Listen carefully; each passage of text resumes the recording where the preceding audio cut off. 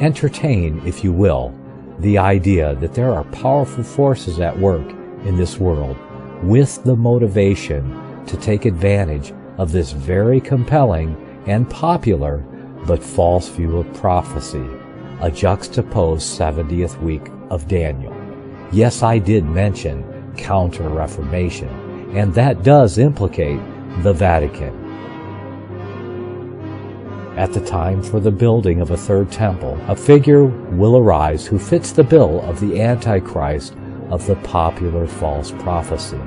This Antichrist character will follow the popular view close enough to be accepted by adherents to this futurist left-behind view, to be identified as the true Antichrist, while at the same time he will, through popular media manipulation, be accepted by the world as a peacemaker when he makes a Mideast peace deal to include the building of a third temple.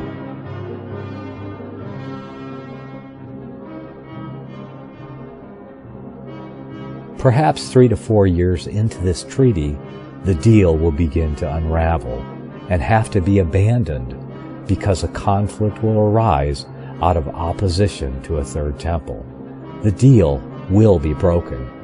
Islam will not have a third temple, so any deal with their leadership to allow it is doomed from the start. The Vatican cannot allow it to be completed because any sacrifice other than their bloodless sacrifice of transubstantiation is unacceptable. Only Orthodox Jewry desire the third temple as true believers. Evangelical adherents are true believers with a different motivation, which is to bring about events that will precipitate the return of Christ.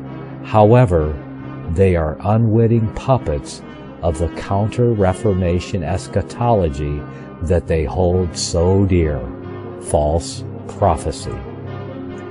These events will most likely be accompanied by a major multilateral military conflict in the Mideast, and the world will cry for peace as usual. Then will step onto the scene the true Antichrist, bringing peace to the world.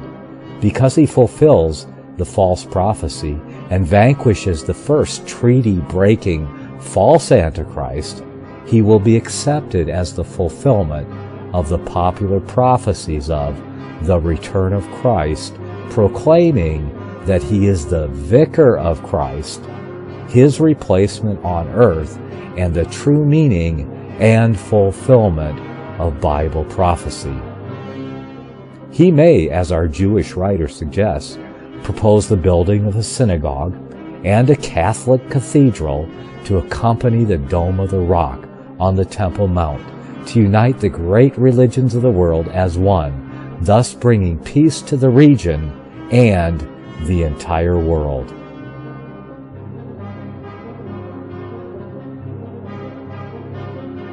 For there shall arise false Christs and false prophets, and shall show great signs and wonders, insomuch that, if it were possible, they shall deceive the very elect. Matthew 24:24.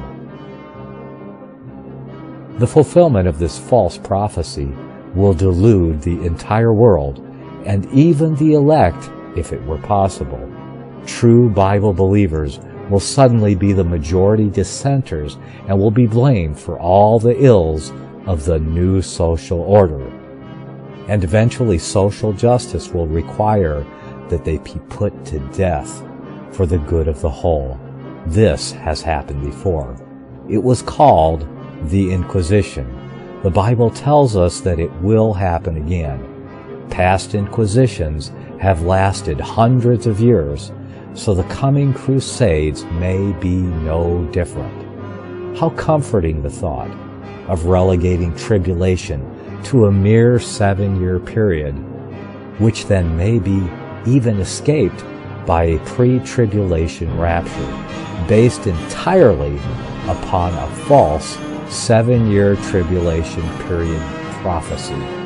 How many hundreds of millions of Bible-believing martyrs and others would have benefited from a rapture escape.